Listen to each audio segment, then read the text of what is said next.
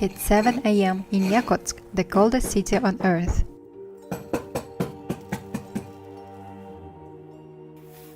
Lionel is 11 years old and a student at a local primary school. It's Monday morning and he's getting ready for another day of school. Today is a bit warmer than usual, around minus 47 degrees Celsius. Going to school in ice-cold temperatures is normal for the children in Yakutsk.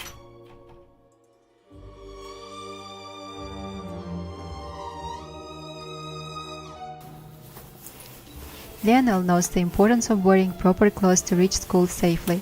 He puts on padded trousers and boots to keep his legs warm, and a warm jacket to make sure that the cold air does not reach his skin.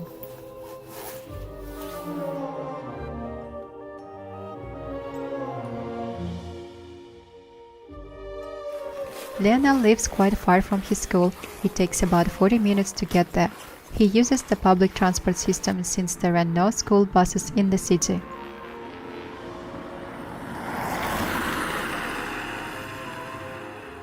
Luckily, there are lots of bus stops located about 200 meters apart, ensuring that locals don't have to walk too far in the cold.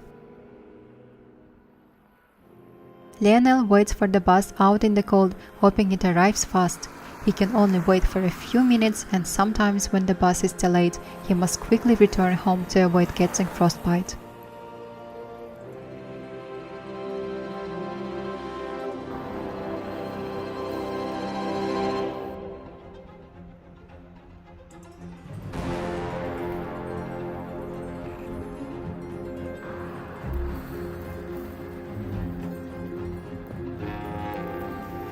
Luckily, the bus arrives on time today and he gets on the bus on his way to school. In Yakutsk, the buses generally have heating system to keep passengers warm during the extreme cold weather. Now Lionel can finally feel comfortable and warm on his journey to school.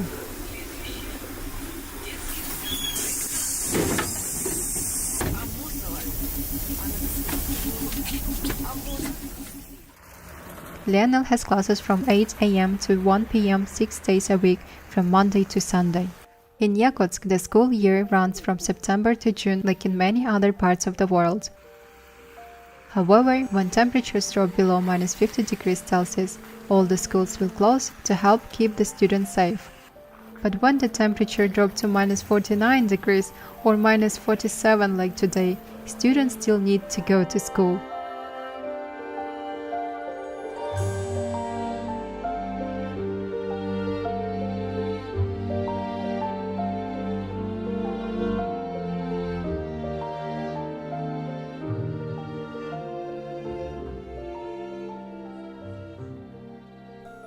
Lionel arrives on time. His first class of the day is a literature class, which is his favorite. At school, they learn 3 languages: Yakut, Russian and English. The Yakut language, also known as Sakha, is a Turkic language and is a native language of Yakut people. Next year, Lionel will move on to middle school. In Yakutia, primary school lasts for 4 years and students study a total of 11 years before going to university. Gaining admissions to university can be very competitive, so students in Yakutia begin preparing for the crucial Unified State exam as early as middle school. Now we are talking about applying to university, and I would like to share some very special, and that's its global admissions.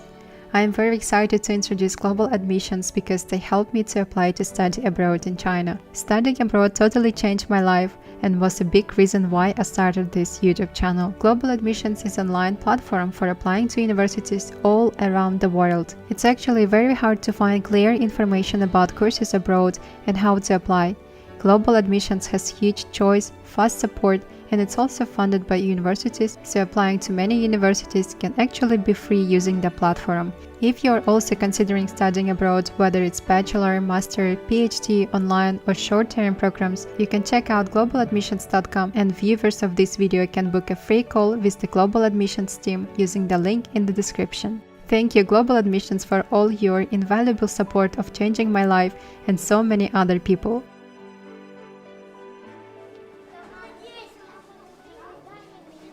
It's break time. Students have to stay indoors because it's too cold outside. Even though Lionel can't play outdoors, he takes every chance to improve his football skills. As you might have noticed, Lionel is not a local name. He was actually named after the legendary footballer.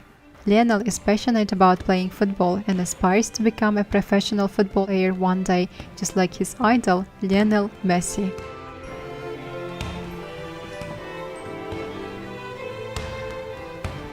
Teachers are also trying to keep children active by holding indoor activities like dance classes. This way, students can have fun and stay healthy even when the weather outside is harsh.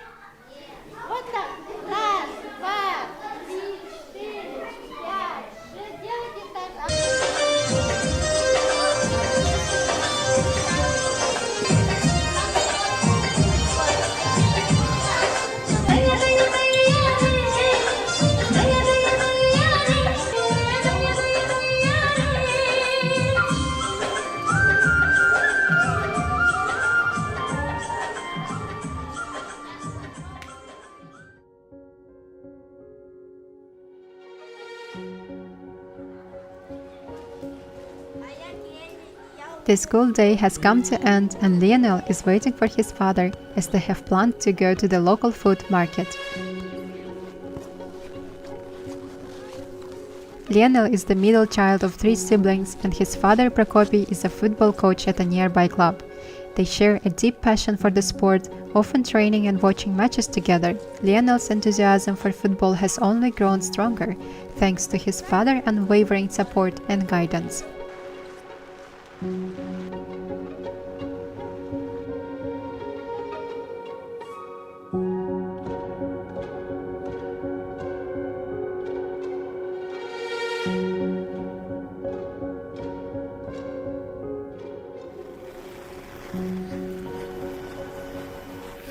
They arrive at the local open-air market to get some fresh meat and fish for their dinner. The meat and fish remain naturally frozen as the outdoor temperatures are even colder than those in the freezer.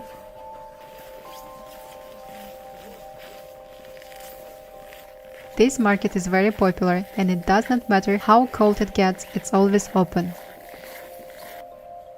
Local people rely heavily on meat, fish and dairy during the harsh winters. Fall meat is particularly popular and very nutritious. As a lean and low-fat option, it has been an essential part of Yakutian cuisine for centuries. It can be very hard to get and grow fresh vegetables here because the ground is too cold for it to grow. The price of fresh fruits and vegetables is very expensive, making them more of a luxury item.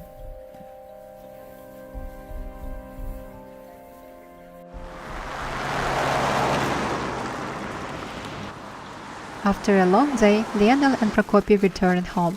The evenings are the favorite time for the family as they can finally spend time together and relax after a long day.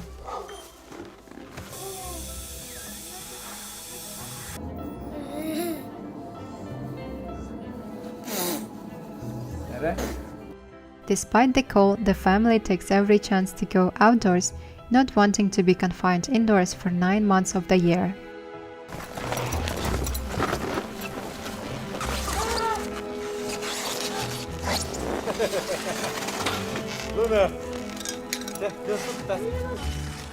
As you can see, we have learned to adapt and embrace the extreme climate, making the most of each day.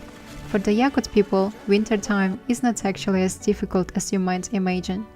Living in the coldest city, it can be enjoyable with the warmth, love, and unity from a loving family. In the end, the most important thing is not necessarily where you live, but with who you live with and the people around you.